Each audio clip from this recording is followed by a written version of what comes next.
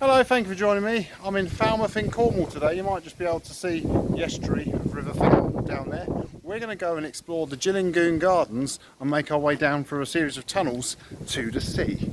I've just arrived in Cornwall this afternoon. I've come down on the train from London. It's my first trip on the Falmouth branch. This video isn't actually about trains, it's about this garden. So we're here. We're going to walk past the bandstand. We're going to go down. We're going to go through the quarry garden. We're going to look at some grottos. And then we're going to eventually end up down here. By the sea. We won't actually end up on a beach because the tide is currently in. But we come to here, and here are the gardens. Look at this very nice veranda with flowers, but the gardens get more and more exciting as we descend. There's a bandstand. It's a little bit windy this afternoon, or this evening I should say. It's about 6 o'clock on a early autumn evening, or late summer, whichever way you look at it. There's some quite pleasant palm trees. This is the Darwin Garden. So when Darwin went travelling around, he travelled over to the Gyllyngdune Islands and working out his theory of evolution. He bought he landed back in Falmouth and he planted, or some of his plants were planted here. This section's actually the rose walk. So we'll just go this way first and then we'll do that bit next. So you can see the rose arches over the path. Yeah, the rose walk. That takes us back around to where we've just come from. So let's go back through the roses and we'll explore. Oh, there's a little path. I always have to go down. I always like going down these little paths here. And oh, I see. Look, this is cool.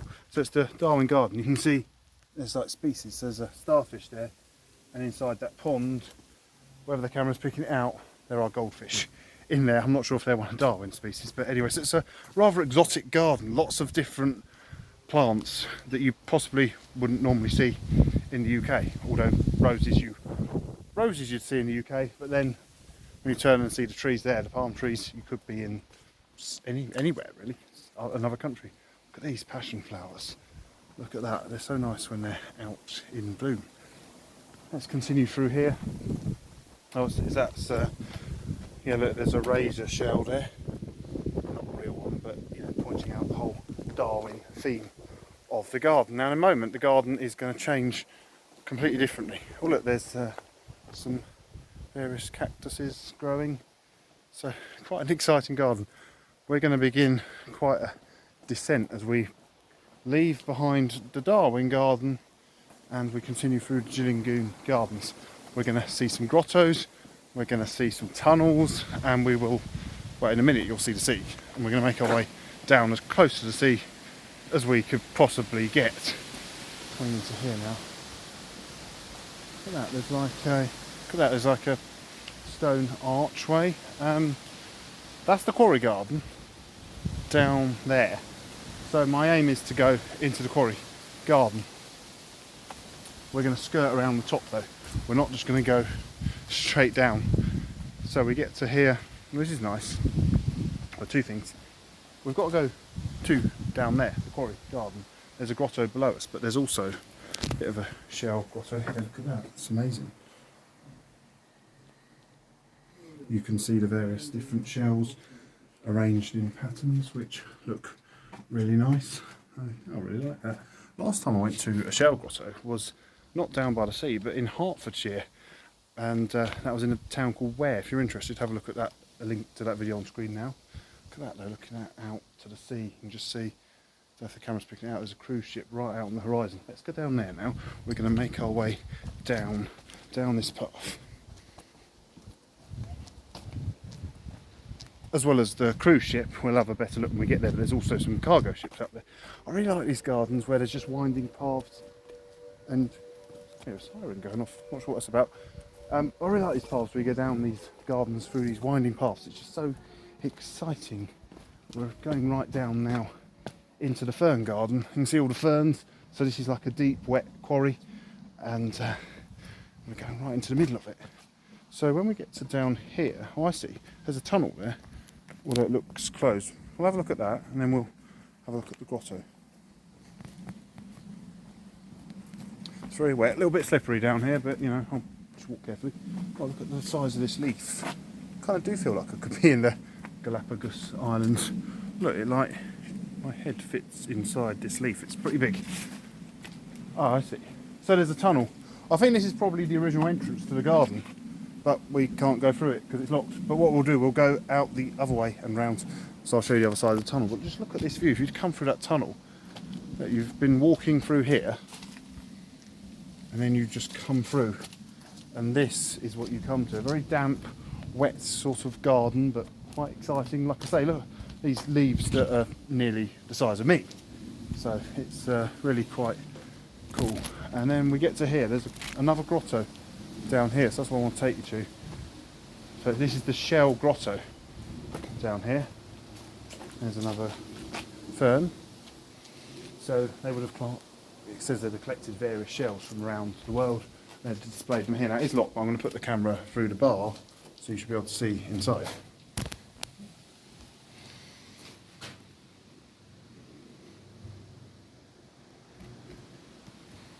So you can see what I mean by the shells.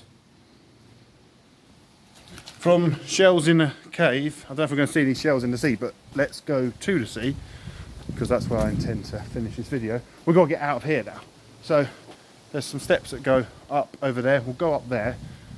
We came down there. So that other shell grotto we sat in is just up top on that fences. So you can see the two shell grottos are on top of each other. We're going up these steps now.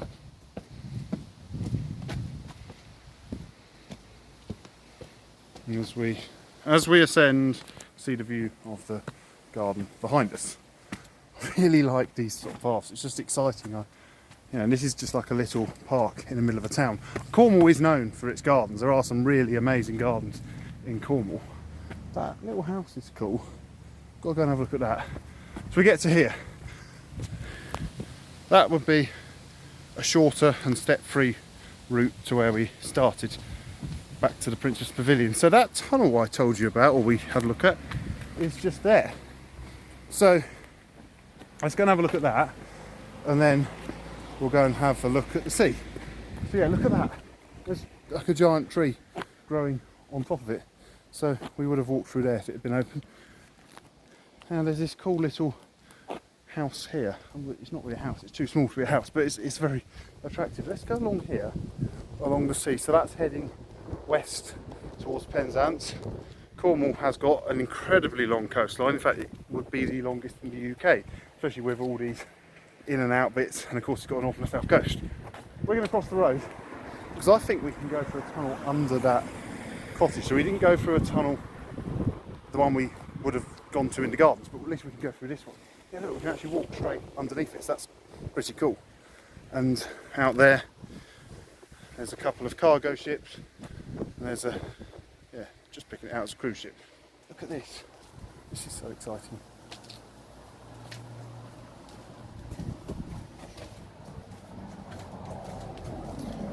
Unfortunately, no, we can't go up to it because the gate is locked. But we can do something now, a more dramatic tunnel than that, if you could believe there was such a thing. See this little circular area here with a brick wall around it?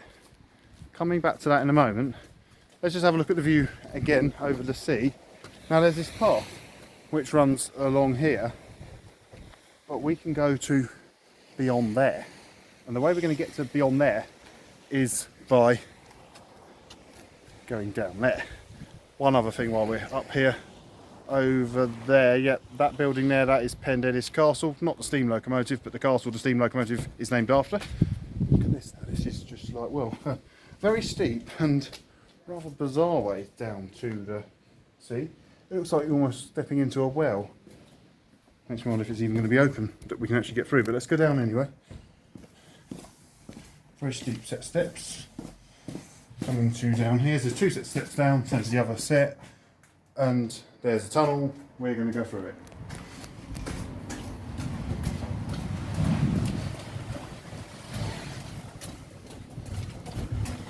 And we're in like a shelter here.